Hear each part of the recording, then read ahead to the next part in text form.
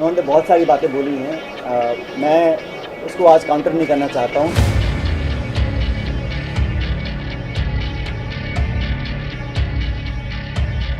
नमस्कार, राजनीतिक खबरों के सबसे दिलचस्प ठिकाने में मैं रूपेश मिश्रा आप सभी का स्वागत करता हूं।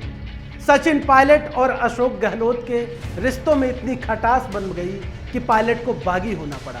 आला कमान बीच में आए और सुलह का रास्ता भी अख्तियार किया। लेकिन सवाल ये कि ये सुलह स्थायी है या फिर युद्ध विराम है, क्योंकि माना जा रहा है कि पायलट कांग्रेस पार्टी में प्लान बी को अंजाम देने के लिए आए हुए, क्योंकि पायलट का जो प्लान ए था वो पूरी तरीके से सफल नहीं हो पाया। लिहाजा अब पायलट कांग्रेस पार्टी में प्लान बी के तहत काम करेंगे। क्या है पायलट का वो प्लान बी, उसे विस्तार से समझने के लिए देखिए हमारी खास रिपोर्ट। लेकिन सारी बातें मैंने बताई हैं, तो मुझे लगता है कि समस्या का समाधान होगा, क्योंकि जो सरकार ने और पार्टी ने वादे किए निभाने बहुत जरूरी हैं। राजस्थान के सियासी बीहड़ के बागी रहे पायलट को अब इस बात पर एतबार हो गया है कि उनकी समस्याओं का समाधान होगा या नहीं, ये तो वक्त की नियति बताएगी।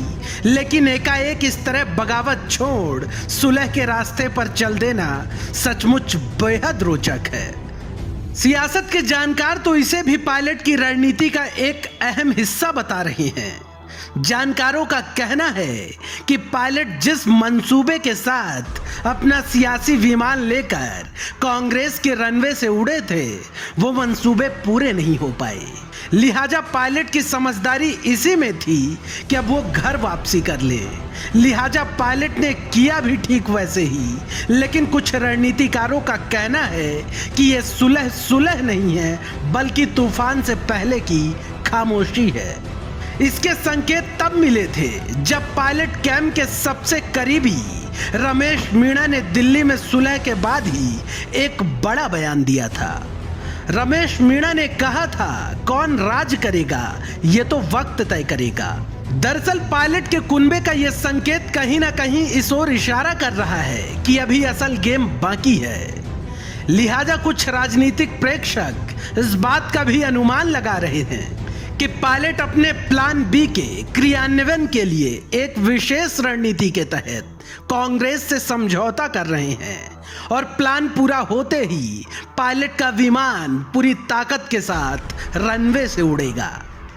लिहाजा हमने जब पायलट के प्लान बी पर उपनेता प्रतिपक्ष राजेंद्र राठौड़ से सवाल पूछा, तो उन्होंने कहा कि भाजपा ना तो प्लान ए में थी, ना ही प्लान बी में है। ये इनकी आपसी अंतर कलह का परिणाम है। खबर ये भी है कि जो सचिन पायलट कांग्रेस में आ रहे हैं, ये सचिन पायलट का प्लान बी है। भाजपा के इशारे पर ही सचिन पायलट ऐसा कुछ कर रहे हैं। भारतीय जनता पार्टी का पहले भी प्लान ए प्लान बी से कोई सरोकार नहीं था। ये अंतर्द्वंद था खुद के कांग्रेस पार्टी के घर में। हम तटस्थ रूप से एक जागरूक प्रतिपक्ष के रूप में सारी चीजें देख रहे थे। कुल मिलाकर भाजपा अभी भी इस बात से इनकार कर रही है कि कांग्रेस के पायलट उनके संपर्क में थे। बीजेपी का साफ तौर पर कहना है कि इनके आपस का अंतर्द्वंद है। लेकिन यहाँ पर बार बार सवाल यही खड़ा होता है कि आला कमान ने भले ही सुलह का रास्ता बना दिया हो, लेकिन सियासी रिश्तों में बंध चुकी गांठें अब कैसे खुलेंगी। बड़ा नामुमकिन सा लगता है ये सब।